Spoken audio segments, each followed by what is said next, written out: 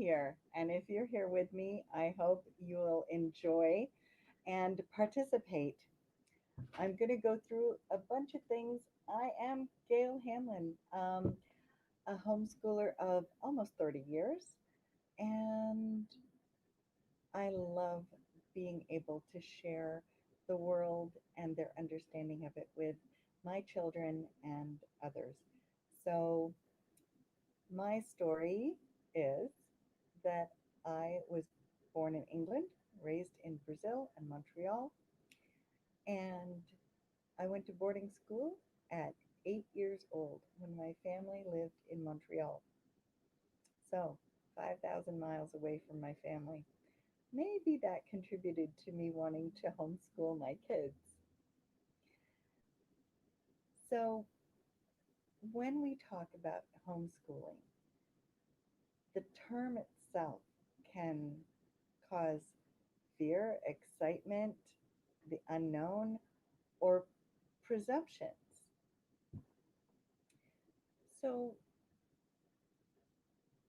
in my long experience, I have met and had met people that had most of those confusing, different feelings and all the unknown feelings, or thinking you know what it is because you've heard somebody else say something. Um, and so you automatically think you know what it is. I want to share a quote with you from my mentor, John Taylor Gatto.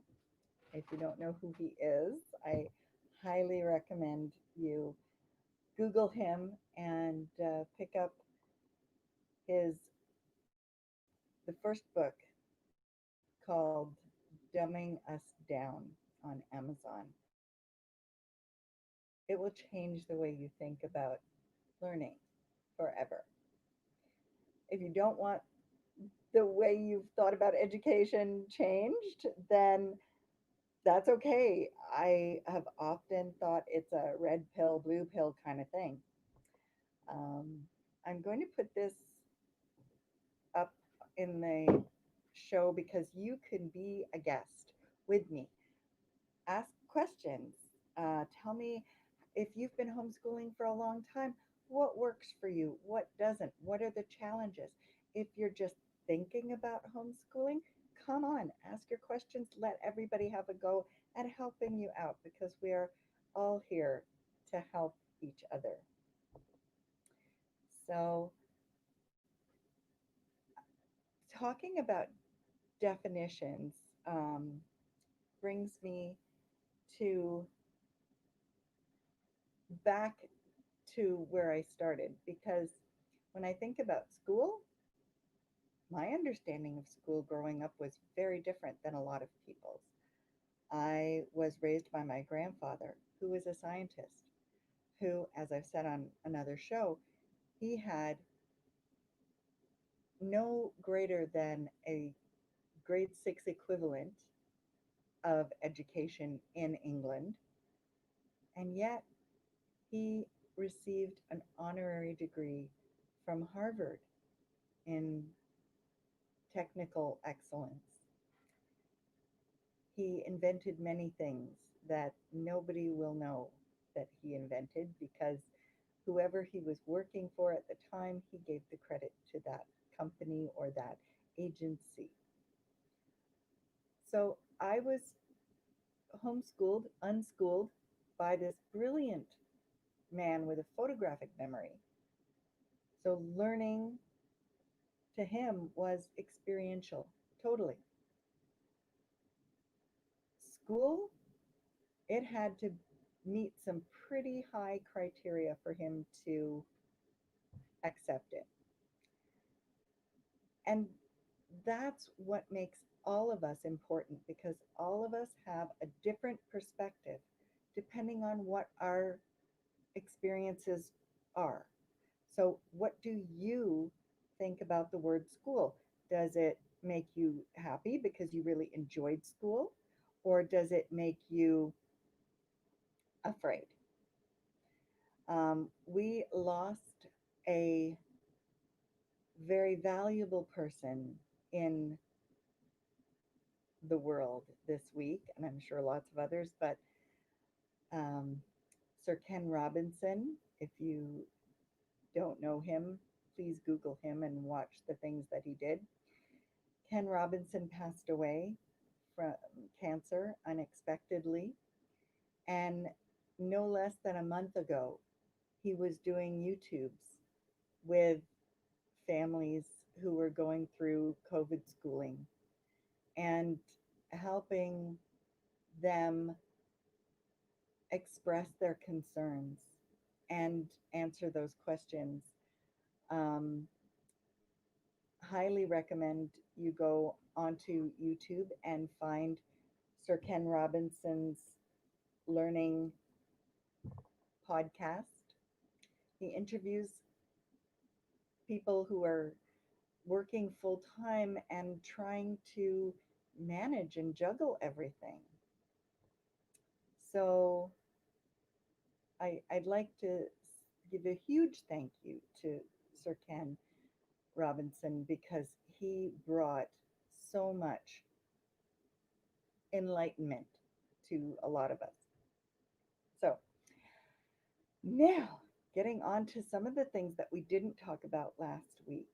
Last week, I had some wonderful guests, and I had a couple of guests lined up for today, but that didn't work out. So we're just going to do this together. So please, if you have a question or a comment, please put it in the comments so that I can uh, answer, point in a direction, or address concerns. One of the concerns that I've seen a lot on the lists and on the groups is when and how do I send a letter of intent? That terminology has been bounced around a lot. And a letter of intent is something that's described by a policy that the um, Ministry of Education helped the boards create, called Policy Memorandum 131. If you go to ontariohomeschool.org, you can see that. You can also Google it and find it. That's where the terminology of a letter of intent comes from. That policy is not the same as the law. Now, I'm not giving you legal advice because I'm not a lawyer, but the policy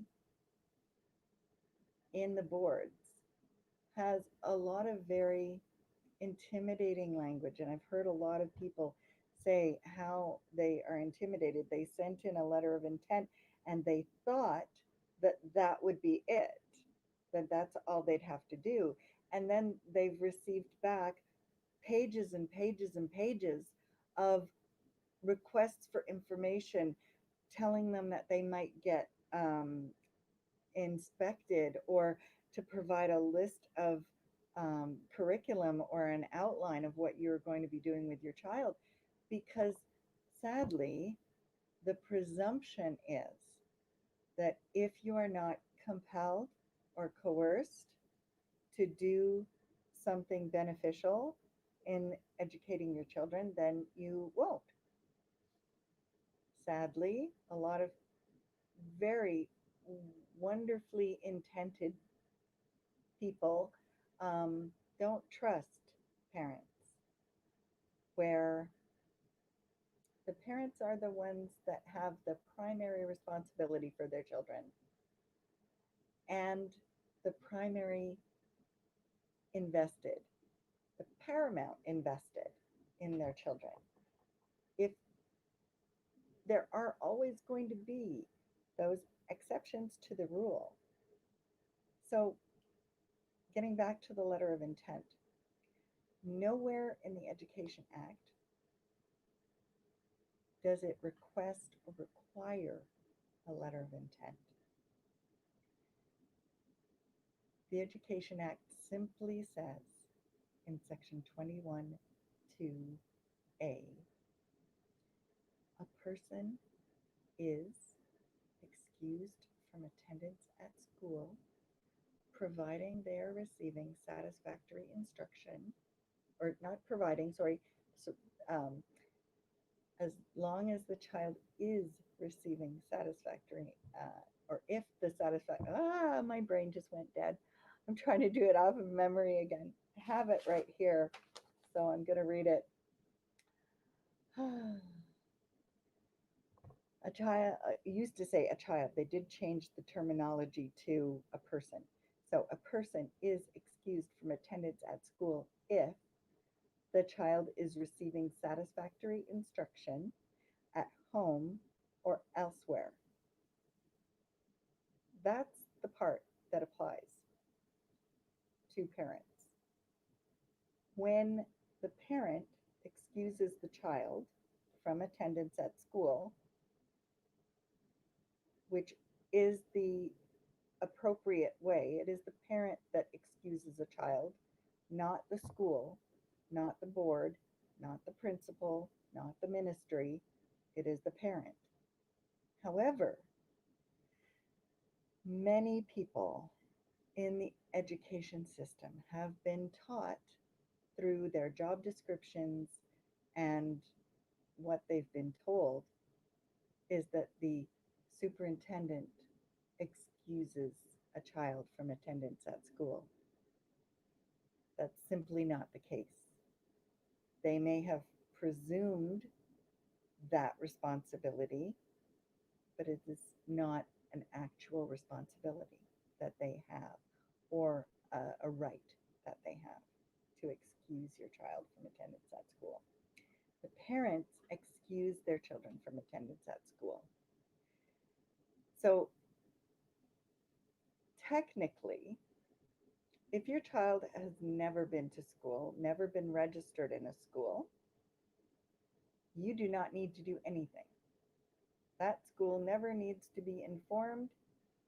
You are always the primary person responsible for your child. So if you have had your children registered in the school previously and you are removing them, it is simple politeness to say, listen, my child won't be coming anymore. That is you excusing your child from attendance at school. Now, the boards of education and the Ministry of Education have a responsibility to its citizens, of which you are.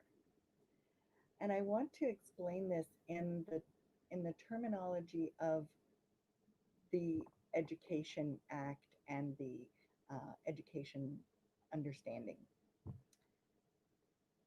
Compulsory education means that the state or the government is compelled to provide education for its citizens, not the other way around. Compulsory education does not mean that you are compelled as a parent to make use of or take advantage of the education that the government is providing. So, thinking about that, then, everybody in the government system of education is taught that they are responsible for the children that are registered with them. There have been situations that I will happily talk about on a Zoom that I'm going to be doing after this. If you'd like to join me for that Zoom, I'll make sure I put the Zoom link in the comments. In fact, I may be able to get it now, but the fact that the people in the system are taught one thing and the law actually says another thing, That's why it's confusing. When people say, you know, when do I put in a letter of intent? Who do I send it to? I've seen people on the homeschooling groups asking, what address do I send this to? What email? Does anybody know the contact for this person? If this is required, wouldn't you think that they would have made sure that every single parent knew that information and had a uniform form to send in? Wouldn't it be organized? Wouldn't they have all this ready? Some people are getting these pages and pages of requirements that are dated from 2008 because sadly there is a lot of confusion in the government and ministry side as well, and the boards of education, the schools. It's been chaos for them as well. So I understand that chaos impact your stress. It when you're trying to get answers to your questions to try and do the right things, what what am I required to do? What do I have to do? Because we're used to that. We're used to having to do as we're told and follow the rules. And that's what good citizens do, which is wonderful. It's fantastic that we are respectful, especially in Canada, right? I mean, all Canadians are told that they're so polite. So we're trying to do the right thing. But when you don't know what your rights are and what the right thing is, and there's no clear answer, what do you do? Well, you ask somebody, right? Well, one person tells you one thing, and another person tells you another thing, and then a third person tells you a third thing. What is the truth? And that can be really stressful.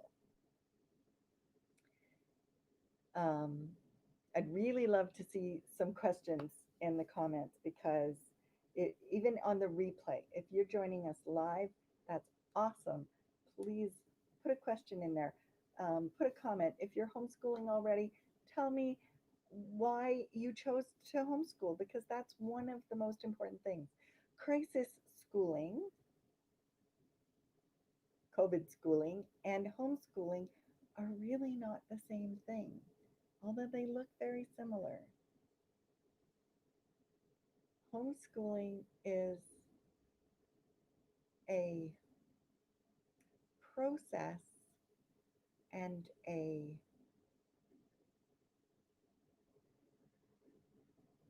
pedagogy that people come to because it's the right thing for them.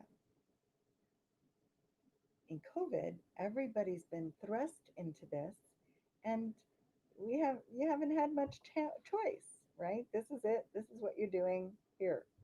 And a lot of families that are trying to do what they're told to do by the schools or whoever are struggling because school at home, well, if school didn't work at school, then why would it work at home? So I'm going to go through some of the questions that I've seen on some of the boards so that um, I can help people try and get a grasp. So, as I said before, if the letter of intent was required, it would be out there very publicly clear on who you send it to, when you send it to. They'd probably even have something online where you could click, to pick. Um, by now, they would have seen this coming, and it may have been better handled. So if you're removing your children from school and after all this time you've realized an epiphany, wow, this is way better than what they were doing in school. Um, it takes maybe 2 hours max to get done. Sometimes I've heard some people say as much of as what their children were doing in the whole week they've done in 2 hours on a Monday. Well, then the challenge is, what do I do? People ask, are they are they how do they entertain or keep their children busy? Um, I have somebody joining me on the Zoom. I don't know who yet, but there's there is a Zoom chat after this if you would like to ask questions more intimately instead of publicly out there. Um, so if you've realized that homeschooling is something that you want to try, even if it is temporary, let's say, you know what, I'm not ready to put my kids back in school right now because of, I don't want them wearing masks. I don't want them, you know, even doing the home learning. I don't want them on a screen for 5 hours a day. That's not, that's not good for anybody's brain, let alone a child. So, what do you do? Well, courtesy, as I said before, if your child's registered in the school, is to let them know that your child wouldn't be coming back. And that is excusing your child from attendance at school. When you do that, this whole new world opens up because you are no longer required to follow the government curriculum. All those things that the government has set up in its responsibility to provide education for its citizens, all that whole big um, creation, you are not required to do any of that. So what do you do? I'm going to get back to this. We have a question from Amy. Two boys, 3 and 4. Oldest is starting kindergarten this year, but we have decided to homeschool. Everything about it is so overwhelming. I realize JKSK is play-based learning. That that is good because I I feel so sad for the kids when the structure replaces the relationships. You've probably noticed how your kids act differently towards you as a teacher rather than just a parent. But I'm going to continue here. Um, some don't recommend following the curriculum, but I feel we need to have something to follow. Absolutely. Structure is something so important. I know my kids had a specific bedtime. We had a routine. Routines help us feel safe and secure.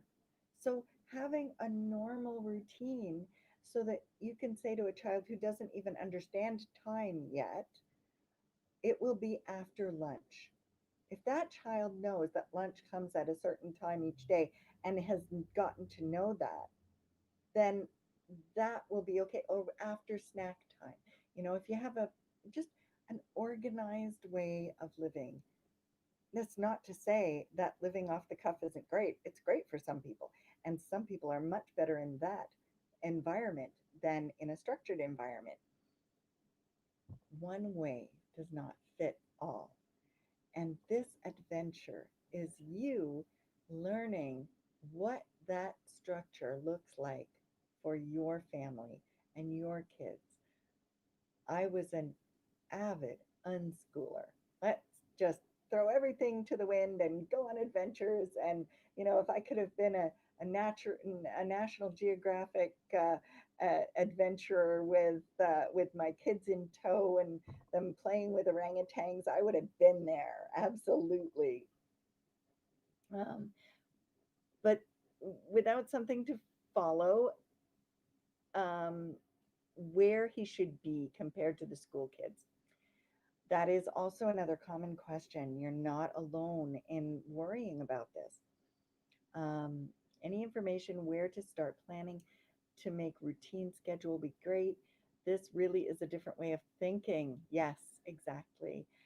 We want this, but so confused where to start. Thank you so much for commenting, Amy. Um, that's very true. And I'm going to take it one step at a time. So, we're talking about grade levels. You have the option, and I want you to hear me out on this because it is a completely different way of thinking. Grade levels were created for a specific purpose. You may think it was for learning, but historically, and you're welcome to look that up. It's it's not based on helping kids learn.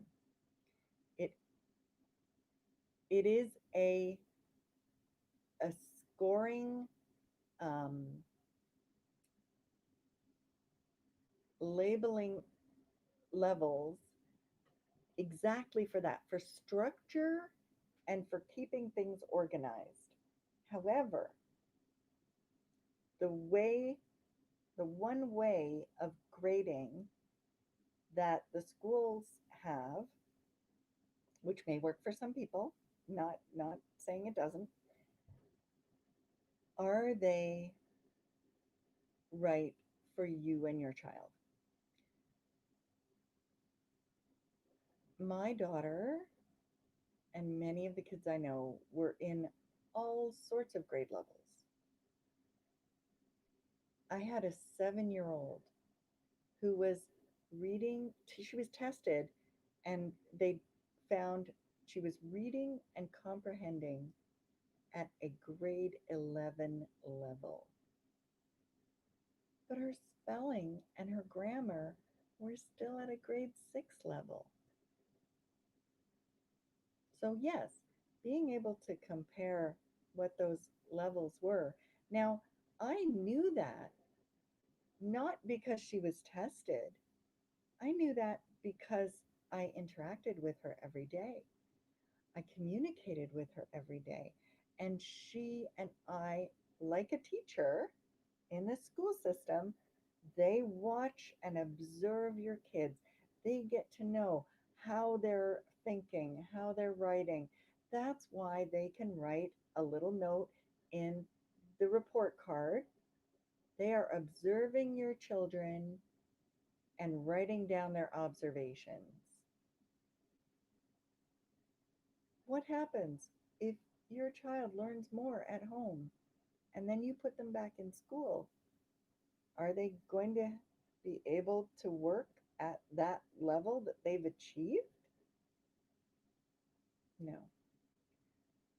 They are going to be put back in with the age level of child, of class that they're in. And sadly, that does not help motivate them to continue learning. So children will be all over the map.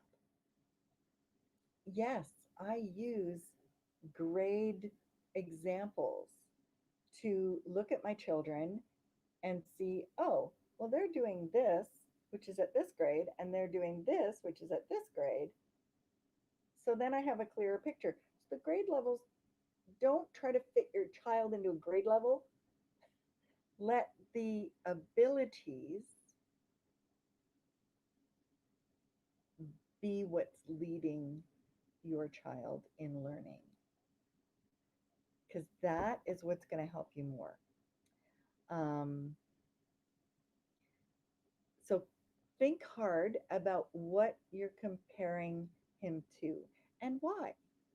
Why compare him to what the government thinks he should be doing at his level, because I guarantee it won't be what the other kids are doing at that level. All those kids will be all over the map, but because they're that age, they're in that grade. So really think hard about, why am I comparing my child based on a grade level simply because he's that age? If you're going to use the grade level outlines, which there are some wonderful ones, um, let me grab my favorite here. It is typical course of study. This is not the Ministry of Education outline. It is from the World Book Encyclopedia, and they, oops, no, wanted this. Ah, you get that back there. Okay, got that. Coming back to the studio. I'm going to put it in here. For the almost 30 years that I've been helping families and my own kids, I have five daughters and one son. We are a blended family because I was a single parent homeschooling, full time working mom for 14 years. Um, yes, I made that work. Sorry, that link is from a different account of mine, but um, that course of study is a grade level outline. And so you can just read through it and say, oh, the more you get to know your child and what they're doing, you can see, okay, well, if they're doing a grade six level, and that's absolutely possible. Like I said, my daughter was 7. She's not a genius. I would not say she's gifted. I would say that she had abilities that she loved. Stacy, yes. While I respect that the grade level is subjective with respect to learning to each child's abilities, how does this correlate with respect to the higher learning?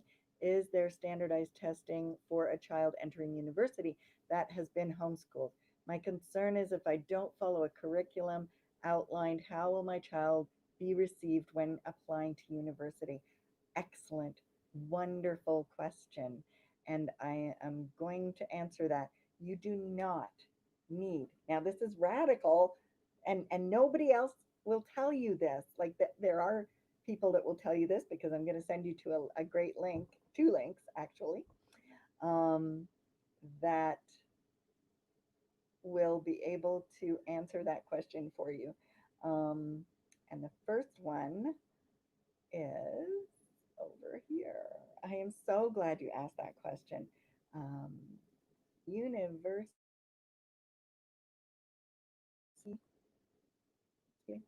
I pick faster than my computer can enter in what I'm typing. Uh,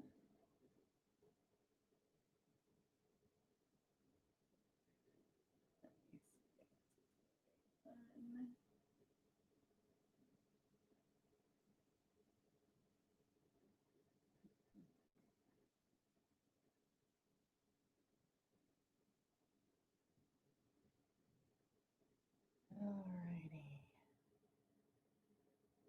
It is universityadmissions.ca. This is co-written by a lovely woman that I uh, homeschooled with.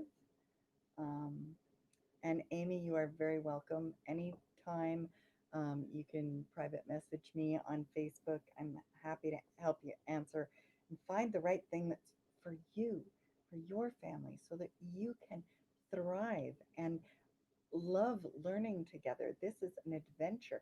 You're never going to get these years back again.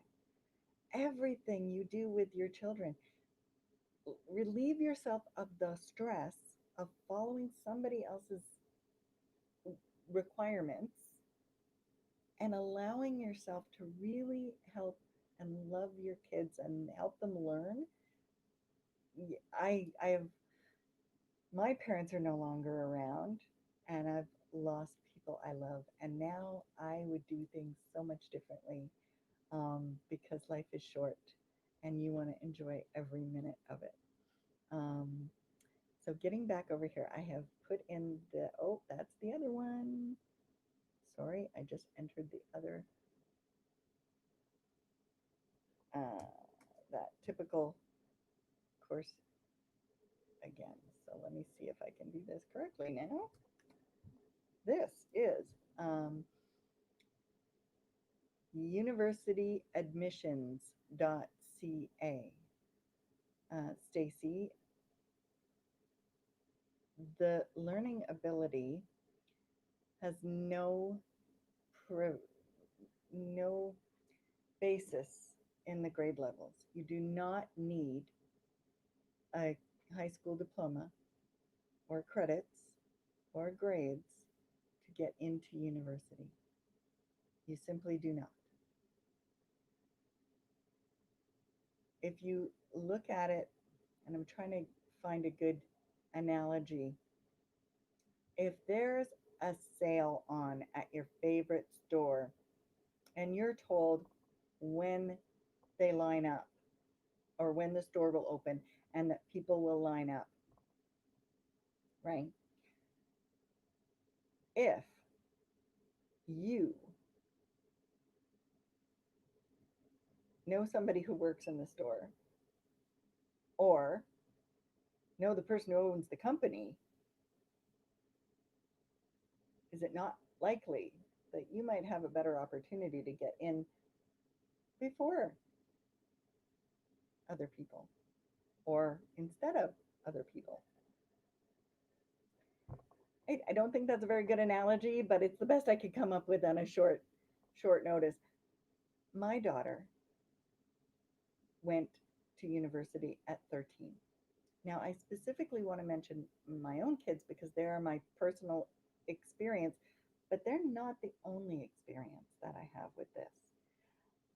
One of the things I specialize in as a parent advocate is helping kids get into university and college without a university degree, with or out well, sorry, without a high school diploma. Um, so I have helped a 12-year-old get into the actuarial sciences department at Western University in London. A 13-year-old got into the medical program. A good friend of mine's son, he started at medical school by being permitted to job shadow a neonatal surgeon because that's what this young man at 13 wanted to do. He memorized all the Latin names for the human body and all its parts, and he was passionate about what he wanted to do. There is no reason why the university would not beg him to be there. And he's done amazingly well. A 15-year-old, um, I assisted getting into the law department. I've helped a young woman get into the Navy in the United States. York University, English department. Um, that's one of the things I help kids without, especially unschoolers who don't grade, they don't do any of it. But the system is not going to want to tell you that because their jobs rely on bums in seats. Now, I'm not being mean. That's the reality. Is it's a business.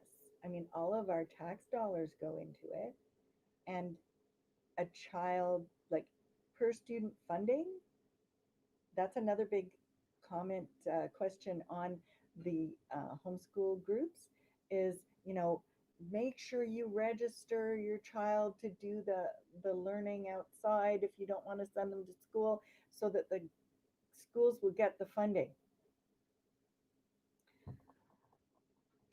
I kind of think that's fraud because your tax money is going to go to the Ministry of Education anyway.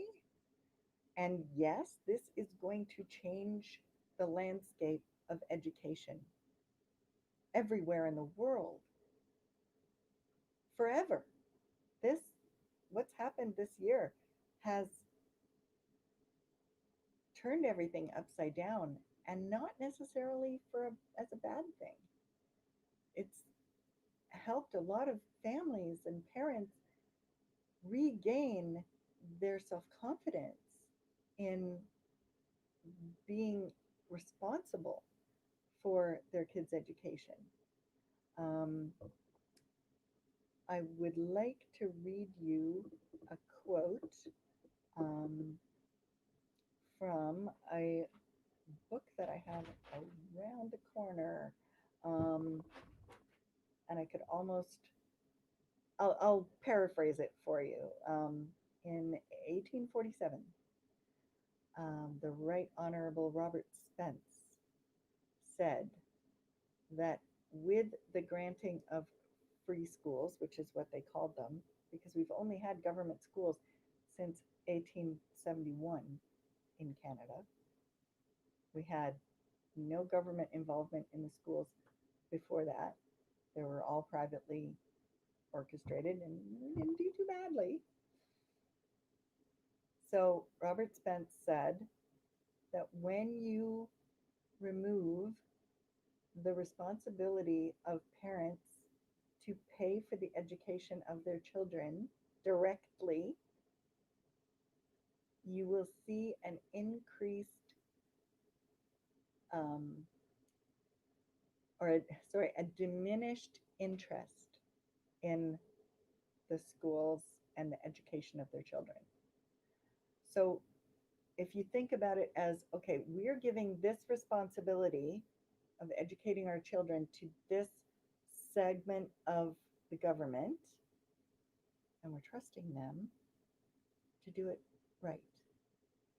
We're trusting the government so we don't have to.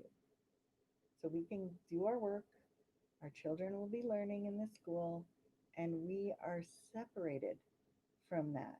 Now, there are a lot of great parents who are very actively involved in the school. How and but are they actively involved in curriculum planning? Are they involved in child psychology? Are they involved in how kids learn and improving the system? No. They're involved in hot dog days and pizza days and donating and volunteering, and it's not about our kids learning. Parents don't have that involvement. So that warning was put out there in 1847. Oh, I'm sorry. I I am up as high as I can be in volume. Stacy, thank you for letting me know. Um, yes, my numbers here are up as high as I can get them. But thank you for letting me know. Sadly, I left my microphone in the car, and my husband took the car, so I don't have my microphone. All right. So I hope that helped answer some of your questions, because um,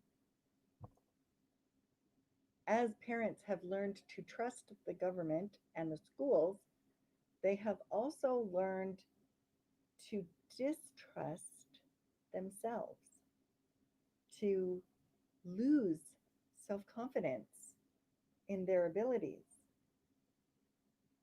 And some educators and people have um, called it an abrogating their parental rights to the state and being conditioned to think what a lot of parents think: I'm not trained to do this. I never went to teachers college. How am I supposed to know what to do? But we are intelligent. I had a paralegal mom tell me that she thought of herself as a moron when it came to teaching her own children. That's criminal. Criminal that she thinks that way. Somebody has helped enable her demeaning her own abilities as a parent. And that irritates me because I see potential in every child and every parent, and with love, nothing is impossible. I'm going to give you that other. Yes, thank you, June. Again, I'm trying to. I am up as high as I can be. Sorry for that volume issue. Thank you for mentioning it. Here's another. I'm going to try to raise my voice so that you can hear me better. Um, here's another place on the internet that is fabulous. It's another link to getting to post secondary school when you've never been to school. It is unschooling to university. And it's a website primarily about a book that a Canadian woman, Judy Arnall, wrote and published, I believe, 2 years ago. And here is the link.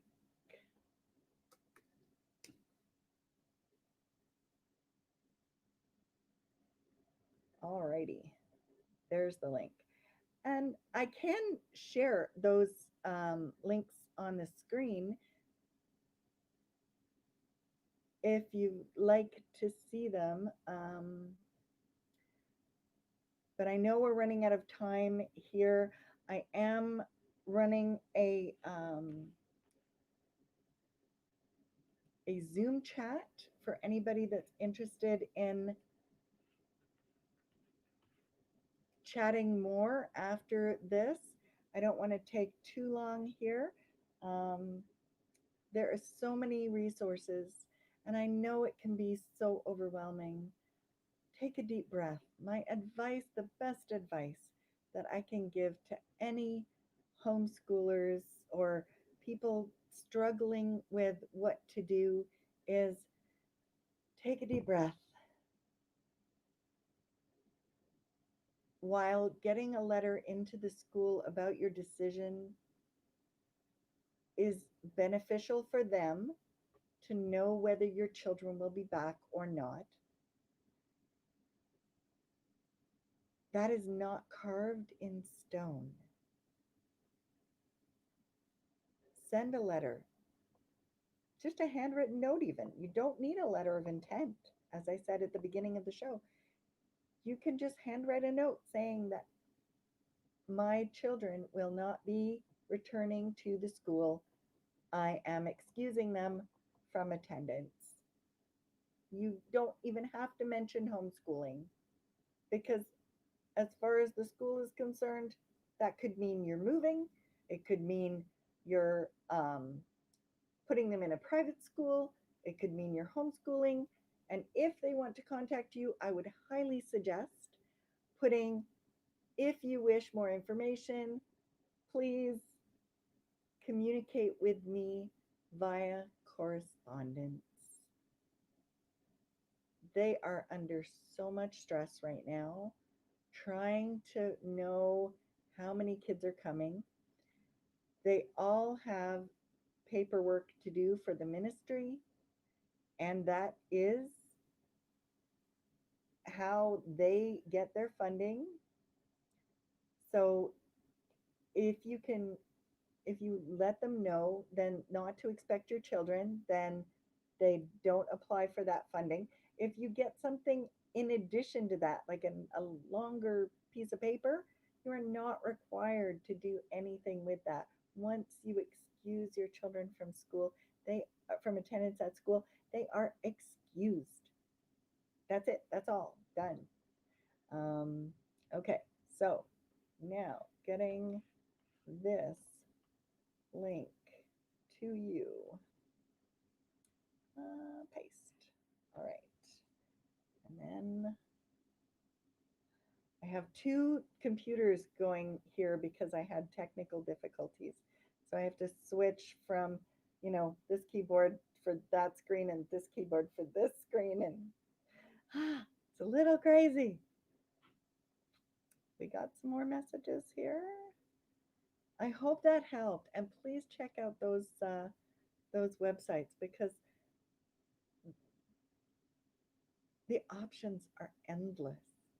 And rather than being stressed out about that, don't rush. Take your time. Your children will not suffer a grade level or they will not miss anything. They will probably learn more from seeing you look into this. You're the primary example. They learn to speak from you. You help them take their first steps. When you are regulated and calm and looking at all the options in your own time, they will learn that is how to learn. All the kids I've worked with, hundreds of them, my goal has been to help them learn how to learn, not just stuff. I went to that typical course of study when I got, you know, out of ideas. And, I like giving my kids the chance to be bored because that's when their minds came up with the most creative things. I love the way my youngest daughter writes, the words that she puts together, the way she thinks about things.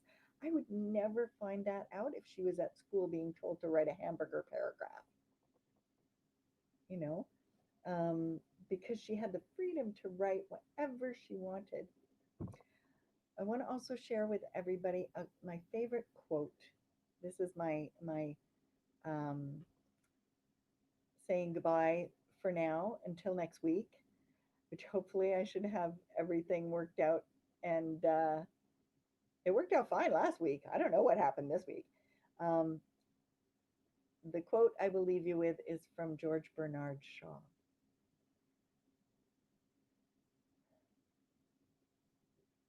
I am not a teacher. I am just a fellow traveler of whom you have asked the way. I pointed ahead of myself as well as of you. Take that with you this week and forever, and be that fellow traveler with your child. Enjoy your week, and I'll put the Zoom link in the comments. Have a great week, everybody, and thank you for commenting.